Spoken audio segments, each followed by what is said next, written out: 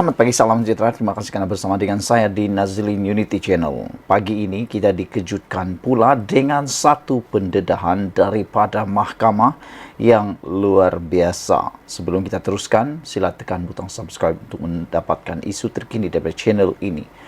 Susulan daripada pendedahan penjualan Menara Kuala Lumpur Corporation yang baru-baru ini hangat diperkatakan di seluruh dunia, bahkan seluruh Malaysia, akhirnya pengarah syarikat dituduh cuba sogok Anwar Musa RM7.5 juta. Nak tahu cerita seterusnya? Jangan lupa tinggalkan komen anda, tekan butang subscribe. Baiklah saudara-saudara, seorang pengarah syarikat minta dibicarakan kerana didakwa menawarkan rasuah berjumlah RM7.5 juta sebagai dorongan untuk seorang menteri mempercepatkan cadangan penjualan saham dan pengambil alihan konsensi daripada Menara Kuala Lumpur dan Berhad Menara KL.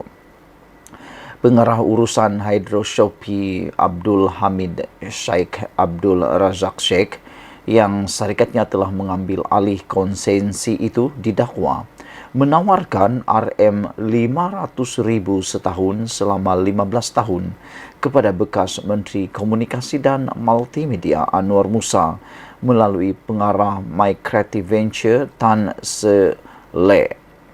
Mengikut pertuduhan di bawah Seksyen 16 dalam kurungan B Akta SPRM yang dibacakan di hadapan Hakim Mahkamah Seksyen Suzana Hussein, tawaran itu dibuat antara Julai dan Ogos tahun lalu di Kementerian Komunikasi dan Multimedia di Putrajaya.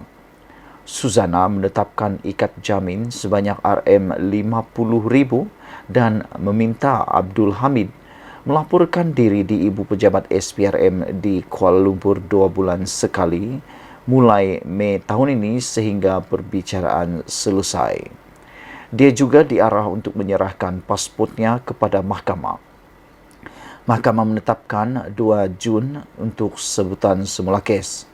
Sebelum ini, SPRM dilaporkan menyiasat dakwaan berhubung penjualan saham yang mencurigakan dan pengambil alihan konsensi penyelenggaraan Menara Kuala Lumpur daripada Menara Kuala Lumpur dan Berhad, sebuah syarikat milik penuh Telekom Malaysia TM. Secara berasingan di mahkamah berbeza, Hydro Shopee sendirian Berhad didakwa mengikut Seksyen 17 dalam kurungan E atas kesalahan yang sama dengan Abdul Hamid sebagai pengarah menuntut dibicarakan bagi pihak syarikat. Magistrat Rozina Ayub membenarkan ikat jamin RM50,000 berasingan dengan syarat sama seperti pertuduhan terdahulu. Sebelum ini, TM berkata mereka memutuskan untuk tidak terus memegang konsensi menguruskan Menara Kuala Lumpur bagi menumpukan kepada perniagaan terasnya, iaitu perkhidmatan telekomunikasi. Saudara-saudara, ini memang satu isu yang pernah hangat diperdebatkan, diperkatakan di seluruh Malaysia, khususnya berkaitan dengan penjualan Menara Kuala Lumpur itu. Dan yang lebih hangat lagi pada waktu itu, ianya turut mengaitkan Anwar Musa kerana beliau adalah menteri pada waktu itu. Oleh sebab itulah, pengarah syarikat ini telah dituduh cuba sogok Anwar Musa RM7.5 juta. Jumlah yang bukan sedikit. Ini jumlah yang amat banyak dan perlu diperangi habis-habisan. Kita amat bersyukur kerana sejak Anwar Ibrahim menjadi Perdana Menteri, memang banyak tangkapan-tangkapan, perbicaraan-perbicaraan, bahkan banyak perkara yang didedahkan yang luar biasa. Sekian dulu untuk kali ini. Jangan lupa tinggalkan komen anda, tekan butang subscribe. Kita jumpa lagi. Bye-bye. Selamat malam, salam sejahtera. Ini kejutan besar daripada Anwar Ibrahim untuk Tun Dr. Mahathir Mohamad. Kejutan yang ini memang luar biasa. Tak pernah kita fikir Anwar Ibrahim akan mengeluarkan pendirian dan kenyataan seperti ini. Peguam Anwar jawab notis tuntutan Dr. Mahathir pada 17 April ini. Peguam Anwar Ibrahim berkata mereka akan menjawab notis tuntutan dikemukakan Dr. Mahathir Mohamad pada 17 April.